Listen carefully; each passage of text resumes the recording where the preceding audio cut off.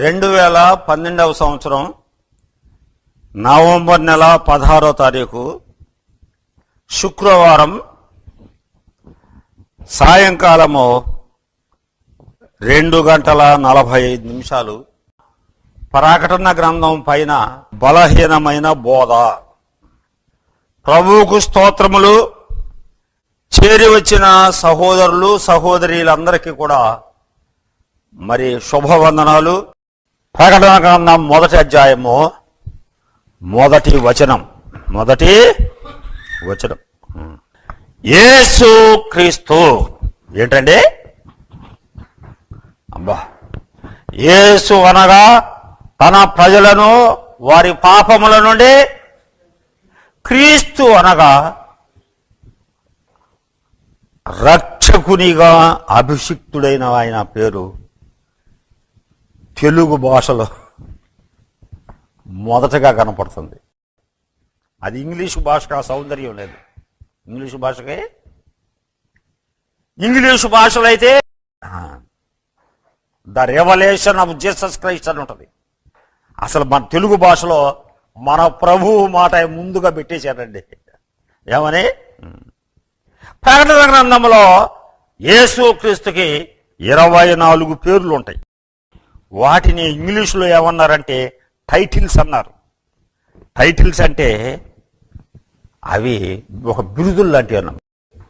ఒక పదవులతో కూడిన నామం. అది పదవిని, అధికారమును, యోగ్యతను సూచించే అది ఒక టైటిల్. ఆ 24లో మొట్టమొదటిది ఈ మొదటి వచనంలోనే మనకు కనబడతా ఉంది. మనకు మొట్టమొదటి అధ్యాయంలో ఎన్నుండయో మనం చూద్దాం. చూడండి, 1వ వచనంలో యేసుక్రీస్తు ఉందా? చూడండి, 5వ వచనంలో నమ్మకమైన సాక్షి. మిగిలిన వాళ్ళందరూ అపనమ్మకస్తులే. యేసుక్రీస్తు ఒక్కడే దేవునికి నమ్మకమైన సాక్షిగా ఈ భూమి మీద జీవించినాడు. మరణములో కూడా ఆయన పొంతి పిలాతు ఎదుట ధైర్యముగా సాక్ష్యం ఇచ్చడమని పౌలు గారు తన ఆత్మీయ కుమారుడు తిమోతికి చెబుతున్నాడు. జీవితములోను మరణములోను దేవుని యొక్క నమ్మకమైన సాక్షిగా తన యొక్క సాక్ష్యమును ఈ భూమి మీద ముద్రించాడు క్రీస్తు ప్రభు. మనము సాక్షులమే. ఈడ కూర్చున్న వాళ్ళందరూ కూడా పరిశుద్ధాత్మను పొందిన ప్రతివాడు సాక్షి. మీ మీదకి పరిశుద్ధాత్మ వచ్చును. మీరు యెరూషలేములో, యూదయలో, సమరయలో, భూదిగంతముల వరకు నాకు సాక్షులై. యెషయా గ్రంథంలో కూడా ఏమనుందంటే మీరే నాకు సాక్షులు అని ఉంది. మీరే నాకు సాక్షులు. ప్రతి విశ్వాసి, ప్రతి సేవకుడు కూడా దేవుని కొరకు సాక్ష్యం ఇచ్చేవాడే. దేవుని కొరకు ఎట్లా చేయాలంటే, లేచి నేను వెనక తాగుబోతునండి, వ్యభిచారినండి, దొంగనండి, ద్రోహినండి కాదు. జీవితము ద్వారా సాక్ష్యం ఇవ్వాలి. ఒక క్రైస్తవుడంటే ఈ విధంగా జీవించాలి. ఒక క్రైస్తవుడు అంటే తన యొక్క పనిలో ఈ విధంగా నమ్మకంగా పనిచేయాలి అని జీవితము ద్వారా సాక్ష్యం ఇచ్చే సాక్షులు మనం. ఇలాంటి వారందరిలో అగ్రగణ్యుడు దేవుని హృదయాన్ని తన సాక్ష్యము ద్వారా సంతృప్తి కలుగజేసిన వాడు స్తుతిపాత్రుడైన క్రీస్తు ప్రభువే. స్తుతిపాత్రుడైన క్రీస్తు ప్రభు నమ్మకమైన సాక్షి. చూడండి, 5వ వచనంలోనే మృతులలో నుండి లేచిన వాడు ఆది సంభూతుడు. ఏంది? మృతుల నుండి లేచినవాడు అంతవరకు ఒకటి ఆది సంభూతుడు. అంటే మొదటి పునరుత్థానములో పాలు పొందువారు ధన్యులు. ఆ మొదటి పునరుత్థానములో ఆది సంభూతుడంటే ఎవరంటే క్రీస్తు ప్రభు. లాజరు చచ్చిపోయి బతికాడు కదా, అది అసలు మొదటి పునరుద్ధరణం కాదు. ఆ మొదటి పునరుద్ధరణంలో లాజరుకి లేదు ఛాన్స్. నమ్మిన మనకే వేళ్లలో ఆయన ఆది సంభూతుడు. తర్వాత ఏమనుంది? భూపతులకు అధిపతి. ఇప్పుడు ఈ 3 పేర్లు మనకి 3 చక్కని వివరణలు, భావాలు, అర్థాలు ఇస్తున్నాయి. నమ్మకమైన సాక్షి, మృతులలో నుండి ఆది సంభూతుడు, మృతులలో నుండి లేచిన వాడు. అంటే అవి నిన్న జరిగిపోయినాయ్యా, అవి నిన్న జరిగిపోయి.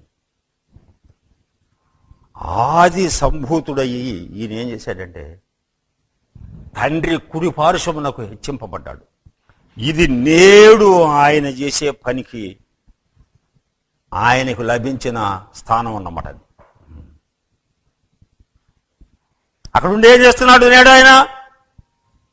నమ్మిన వారందరి కొరకై, బలహీనులైన మన కొరకై ఆయన విజ్ఞాపనము చేయుచున్నాడు. యేసు ప్రభువారు ఏమన్నాడు పేతురుతో?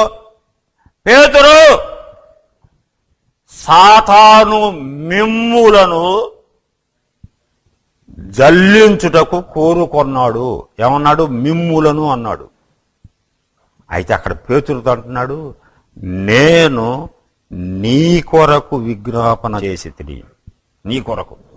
సాతానుడేమో అందరిని కోరుకున్నాడు, యేసు ప్రభువేమో నేను నీ కొరకు ఏకవచనంలో సంబోధిస్తున్నాడు. మనందరి మీద వ్యక్తిగతంగా ఆయన శ్రద్ధ కలిగి ఉండి మన కోసం ఆయన విజ్ఞాపన చేస్తున్నాడు కనుకనే మనం ఈ కూటానికి వచ్చాం. కాస్తో కూస్తో చిన్న దేవుని పని చేసుకుంటూ సాగిపోతున్నాం. నిన్న భూమి మీద సాక్షి, నేడు పరలోకంలో మృతులలో నుండి తిరిగి లేచి సజీవుడుగా దేవుని కుడి పార్శ్వమున ఉన్నాడు ఆయన. రేపు ఆయన ఈ భూలోకంలోకి భూపతులకు అధిపతిగా రాబోతున్నాడు. మనం అనుకుంటాము 1000 ఏళ్ల పరిపాలనలో యేసుక్రీస్తు ప్రభు ఒక్క ఆయనే పరిపాలిస్తాడేమో అనుకుంటున్నాం. కాదు కాదు. కనపడని రీతిలో మనం అందరం పైన, భూమికి పైన ఉండి మనం ఈ భూమి మీద కొన్ని పట్టణాల మీద అధికారం కలిగి మనం పరిపాలిస్తూ ఉంటాము. అదే సమయంలో భూలోకంలో కూడా కొందరు ప్రధానులు, కొందరు మంత్రులు, కొందరు రాజులు, వాళ్ళు కూడా ఈ లోకంలో క్రీస్తు ప్రభు యొక్క అధికారంలోకి లోబడి పరిపాలిస్తూ ఉంటారు. భూపతులు ఉంటారు. తర్వాత చూడండి ఇంకొక వచనము, ఆయన బిరుదుల్లో మొదటి అధ్యాయంలో 8వ వచనం. 8వ వచనంలో చూడు, అల్ఫాయు ఓమెగయు నేనే. అల్ఫాయు ఓమెగయు నేనే. 1:18 చూడండి, నేను మొదటి వాడను కడపటి వాడను. తర్వాత ఇంకొకటి ఏంటంటే జీవించువాడను. చూసారా? ఇవన్నీ మనం చెప్పుకోలేము, కానీ ఒక్క మాట చెప్పుకుందాం. ఏంటంటే అది ఆ మాట ఆల్ఫాయు ఓమెగాయు. మన గ్రీకు భాష తెలియదు కనుక ఈ ఆల్ఫా ఏంటో ఓమెగా ఏంటో మనకు బాగా అర్థం కావు. కూస్తో కాస్తో ఇంగ్లీష్ వచ్చు కనుక మనకి ఏ అంటే ఏంటో, మనకి జడ్ అంటే ఏంటో తెలుసు. ఏమంటారు? ఇంగ్లీషు భాషలో నువ్వు ఎన్ని గ్రంథాలు రాయాలన్నా, ఓ చార్లెస్ స్పర్జన్ గారు లారీడు పుస్తకాలు రాశాడు కదా. మాథ్యూ హెన్రీ గారు 6 వాల్యూమ్స్ రాశాడు. జాన్ నెల్సన్ డార్బీ గారు 80 గ్రంథాలు రాశాడు. ఎంతమంది ఎన్ని రాసినా ఆ ఏ నుంచి జడ్ వరకే వాడాల, 26 అక్షరాలే వాడాలి వాళ్ళు. ఎంతమంది ఎన్ని ప్రసంగాలు చేసి వాళ్ళ భావాలు వినేవారికి తెలియజేయాలన్నా వాళ్ళు వాడేది ఆ 26 అక్షరాలేనా?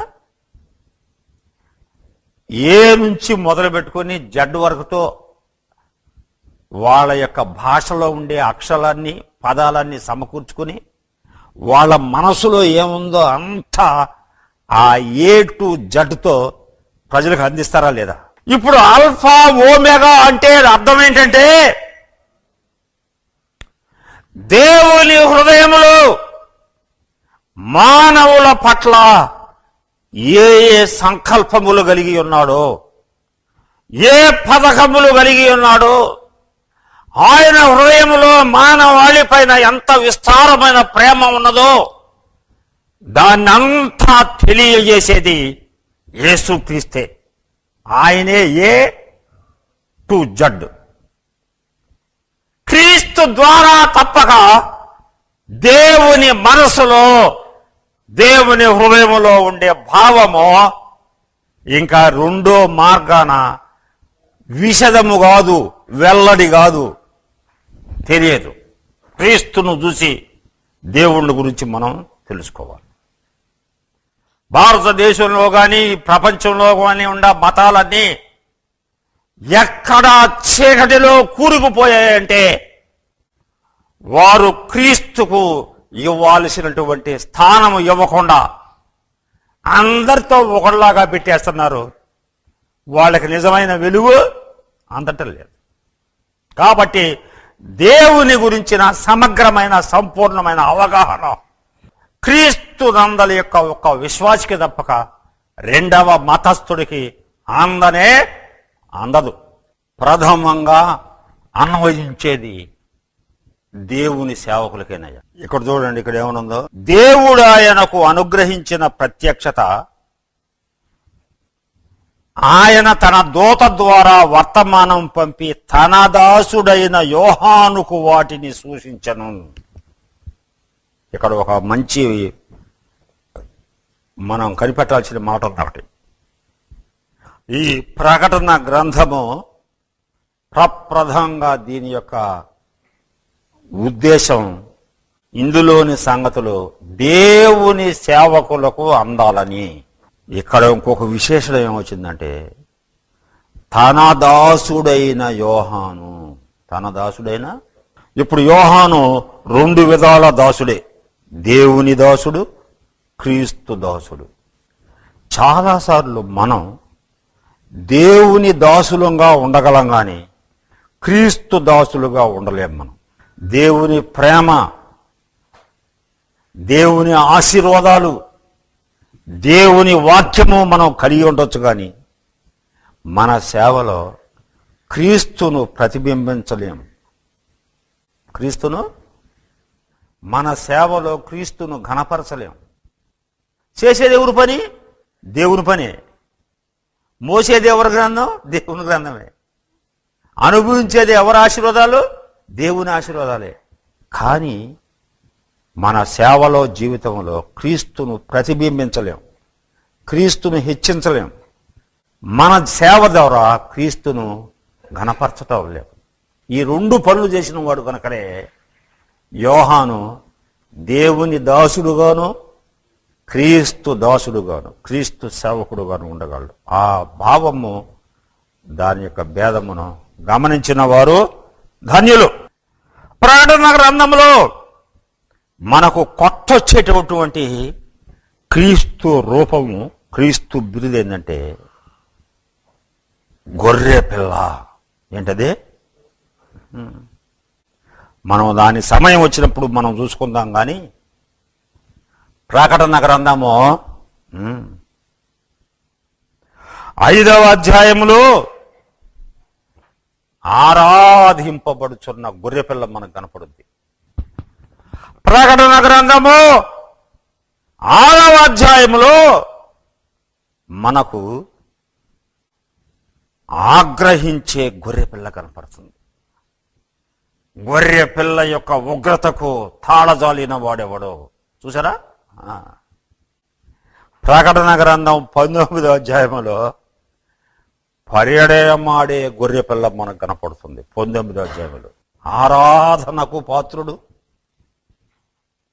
సత్యమును అడ్డగించి మరి చీకటినే ప్రేమించి సృష్టికర్తను విడిచి సృష్టి యొక్క రూపాలను బంగారంతో,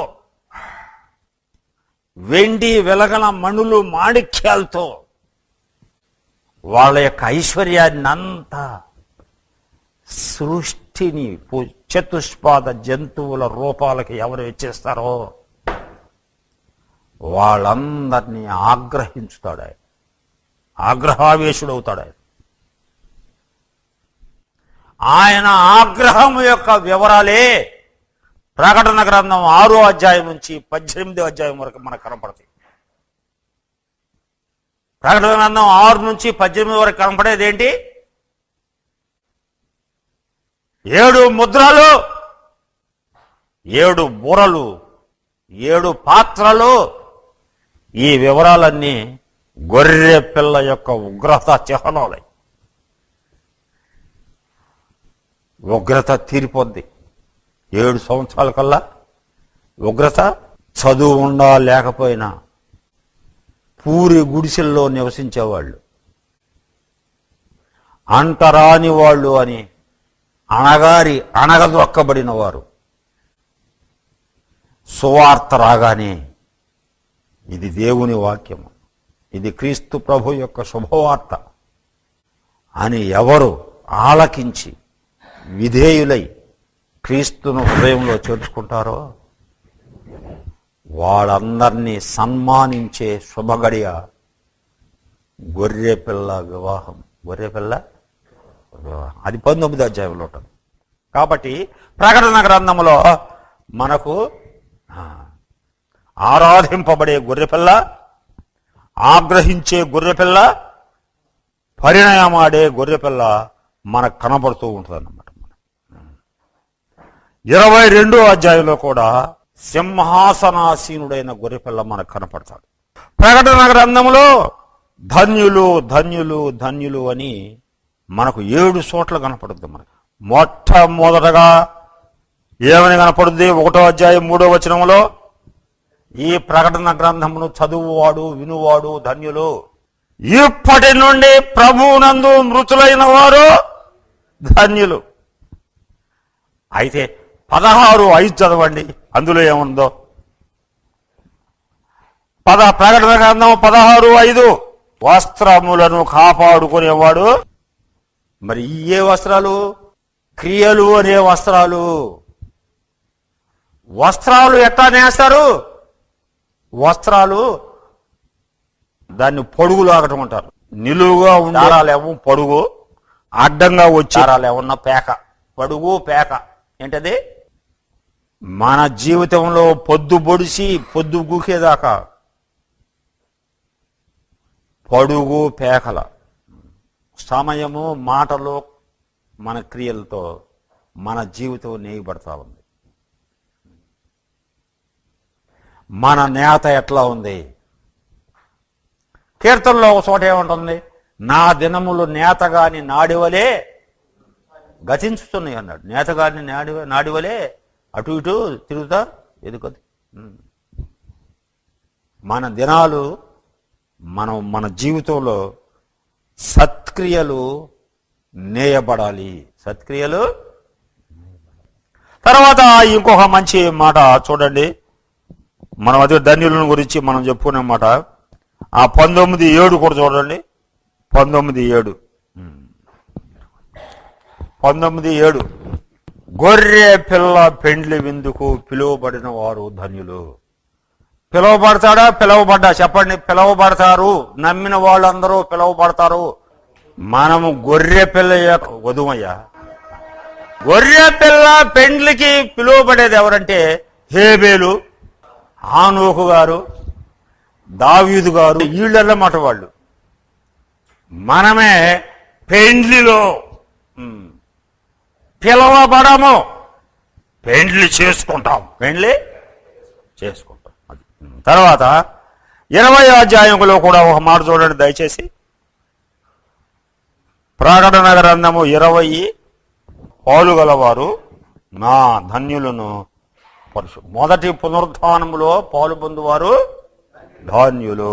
తర్వాత చూడండి, ఇక 7వది 22లో 2 చోట్ల ఉంది, 14వ వచనం. 7 సార్లు వచ్చింది గనక ఇది ధన్యతల గ్రంథమే. తర్వాత ఈ ప్రకటన గ్రంథము ఒక రకంగా చెప్పాలంటే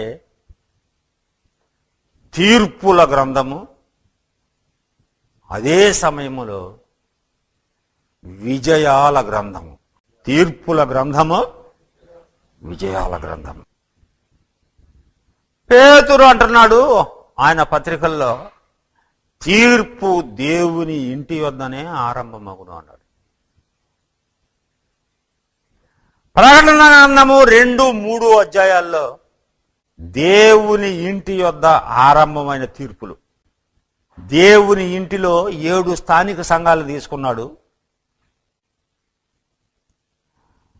క్రీస్తు శకం 1వ శతాబ్దం నుండి ఈ 2000 దాటిపోయిన ఈ కాలం అంతట్లో దేవుని ఇల్లు ఏ విధంగా ఉండబోతుందో ఈ 7 స్థానిక రూపాల ద్వారా దేవుని తీర్పు వెల్లడైంది. ఎఫెసుకు అన్నాడు, నీ దగ్గర మొదటి ప్రేమ లేదు.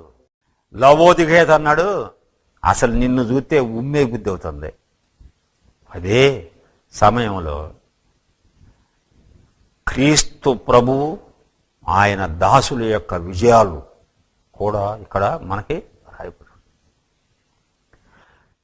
మనం ఒక ప్రాథమిక సూత్రాన్ని మన మనసులో ఎల్లప్పుడూ గుర్తుంచుకోవాలి. ఏంటి అంటే ఆ ప్రాథమిక సూత్రము, పరిశుద్ధ గ్రంథము యొక్క ఈ కడపటి పుస్తకములో, ప్రకటన గ్రంథములో దేవుని తీర్పులు 2వ అధ్యాయం నుండి 18 వచనం వరకు, 18 అధ్యాయాల వరకు తామర తంపరులుగా అనేక రీతులుగా దేవుని తీర్పులు ఈ భూమి మీద పడ్డాయి. మనం గుర్తుంచుకోవాల్సిన ప్రాథమిక సత్యం ఏంటంటే, ఆశీర్వాదానికి ముందు తీర్పు సంభవించును. ఇంగ్లీష్ భాషలో ఇట్లా చెప్పొచ్చు, blessing is preceded by judgement. చేసుకోవచ్చు, యాక్టివ్ వాయిస్లో కూడా చెప్పొచ్చు. Judgement precedes blessing. Judgement precedes blessing. Blessing is preceded by judgement. ప్రకటన గ్రంథములో ఎందుకు ఈ తీర్పులు ఒకదాని తర్వాత ఒకటి, ముద్రలు, బోరలు, పాత్రల ద్వారా దేవుని తీర్పులు ఈ భూమి మీద ఎందుకు కుమ్మరింపబడాలి? ఆన్సర్ ఏంటంటే, ఈ భూమిని ఆశీర్వదించుట కొరకు. ఇది బైబిల్ యొక్క ప్రాథమిక సత్యం అన్నా కదా, అది ఏ విధంగా ప్రాథమిక సత్యం అవుతుంది? అది ఏ విధంగా? ఏదేను ఎల్లప్పుడూ సంతోషభరితమైన పరదైసుగా ఉండాలి అంటే ఆదాముకు తీర్పు దూర్చి బహిష్కరించాల్సిందే. అక్కడ కన్నీరు, ప్రసవ వేదనలు, మరణాలు ఉండకూడదయ్యా. మరణాలు ఉండకూడదు. ఈ భూమిలో ఒక షేము వంశావళి విస్తరించి ఆ షేము సంతానములో నుండి అబ్రహాము అనే దుంప ద్వారా ఇశ్రాయేలు జనాంగము ఈ భూమి మీద జన్మించి ప్రబలి ప్రవర్ధమానం అవటానికి జల ప్రళయము, భాషల తారుమారు, ఆ తీర్పులు ఈ భూమి మీద పడాల్సిందే. ఇప్పుడున్న ఈ సృష్టి యావత్తు మూలుగుచున్నది. ఎందుకని మూలుగుచున్నది? మనుషులేనా మూలిగేది? మరి పశువులు, పక్షులు ఏం పాపాలు చేస్తున్నాయి? అసలు వాటికి పాపం లేదు. వాటికి ధర్మశాస్త్రం లేదు, ధర్మశాస్త్రాన్ని అతిక్రమించడం లేదు, ఇక పాపానికి తావే లేదు. మీరు వేసుకున్న పైర్లు కూడా మూలుగుతున్నాయా? ఓ రైతు సోదరుడా, నువ్వు మాకు మంచి ఎరువు వేసావు, మంచి విత్తనాలు వేసావు, బాగా నీళ్లు పెట్టి వెళ్తున్నావు, కానీ ఈ చీడ పురుగులు చూడు మమ్మల్ని తినేస్తున్నాయి అని తెల్లారిపాటికి వాడిపోయిన ఆకులు చూపిస్తున్నాయి పైర్లో. ఇదే సృష్టి మూలకటం అంటే. ఈ శాపంలో ఉందయ్యా ఇప్పుడు భూమి అంతా. ఈ నరులే ఈ భూమిని ఇట్లా తయారు చేస్తున్నారయ్యా. విస్తారమైన ఫ్యాక్టరీలు పెట్టి ఫ్యాక్టరీల నుంచి వచ్చే కలుషితం అంతా కాలువల్లోకి, నదుల్లోకి విడిచిపెడితే నీటి ఊటల్లోకి వెళ్ళి కలుషితమైన నీరు తాగుతున్నాం, కలుషితమైన గాలి పీలుస్తున్నాం మనం. అందుకని సృష్టి యావత్తు మూలుగుతున్నది. ఈ సృష్టిని ఆశీర్వదించేదే 1000 ఏండ్ల పరిపాలన. దేవుడు ఆశీర్వదించడానికే ఈ భూమిని సృష్టించినాడు, గాని స్వార్థపరుల యొక్క స్వార్థంతో ఈ భూమిని, ఇందులో ఉన్న జీవరాశుల్ని మూలిగేటట్లు చేయటం దేవుని యొక్క ప్రణాళికలో లేదు. ఇది మానవుని యొక్క అవిధేయత, మానవుని పాపము, మానవుని స్వార్థత కారణాలు. దేవుడు ఈ భూమిని ఆశీర్వదించడానికి ముందుగా తీర్పు వెలువడాలి. ఆశీర్వాదానికి ముందు తీర్పు రావాలి. పరిశుద్ధమైన నోవహు సంతానం ప్రబలాలి అంటే అంతకు ముందున్న కయీను సంతానం అంతా అంతరించాలి. ఒక్క జాతి ప్రబలాలి అంటే భాషల తారుమారు జరగాలి. మరి 1000 ఏండ్ల పరిపాలనలో దేవుడు ఈ భూమిని ఆశీర్వదించడానికి కొరకే ప్రకటన గ్రంథం 6వ అధ్యాయం నుంచి 18 వరకు ఉన్న ఈ భయంకరమైన తీర్పులతో ఇదిగో ఈ భూమి ప్రక్షాళన చేయబడుద్ది. శిక్షలతో ఈ భూమిని దేవుడు గద్దించబోతున్నాడు, భూ ప్రజలను గద్దించబోతున్నాడు. ప్రకటన గ్రంథము 1వ అధ్యాయము 17వ వచనము, నేను ఆయనను చూడగానే చచ్చిన వాని వలె ఆయన పాదముల యొద్ద పడితిని. ఆయన తన కుడి చేతిని నా మీద ఉంచి నాతో ఇట్లనెను, భయపడకుమో. ఎంత చక్కని మాట అండి. దాసుడు భీతావహుడైపోతున్నాడు. ఎందుకనంటే ఈ భూలోకమును శాపము నుండి విముక్తి చేసి ఈ భూమిని 1000 ఏండ్ల పాటు ఆశీర్వదించు నిమిత్తమై భూపతి ఇప్పుడు న్యాయాధిపతి వలె కనపడుతున్నాడు. న్యాయాధిపతి వలె ఆ న్యాయాధిపతి యొక్క మహిమ ప్రకాశం ముందు దాసుడు సచ్చిన వాని వలె పడిపోయాడు. అప్పుడు ఆ న్యాయాధిపతి ఏం చేస్తున్నాడంటే తన కుడి చేతిని దాసుని మీద ఉంచి తన చల్లని నోటితో భయపడకము, ఫియర్ నాట్. దేవుని స్పర్శ, దేవుని స్వరము, దేవుని స్పర్శ, దేవుని ఎక్కడున్నాడు? ఈయన పాదముల దగ్గర ఉన్నాడు. ఆశీర్వాదకరమైన స్థానము విశ్వాసిది ప్రభువు పాదాలే. ఈ దర్శనం వివరణ 14వ వచనం నుంచి 16వ వచనం వరకు, 14, 15, 16 ఈ 3 వచనాల్లో క్రీస్తు ప్రభు యొక్క మహిమా స్వరూపము, మహిమా స్వరూప దర్శనం ఉంది 3 వచనాల్లో. అదే ఇన్ని ప్రభావితం చేసి సచ్చినోడిని చేసింది. ఎంత రొమ్మున ఆనుకున్నవాడే చచ్చిపోయిన వాళ్ళలాగుంటే మనం శిష్యరకంలో చాలా ఎడంగా ఉండేవాళ్ళం. ఇక మనం అసలు సమాధిలోకి వెళ్ళినంత అనుభూతి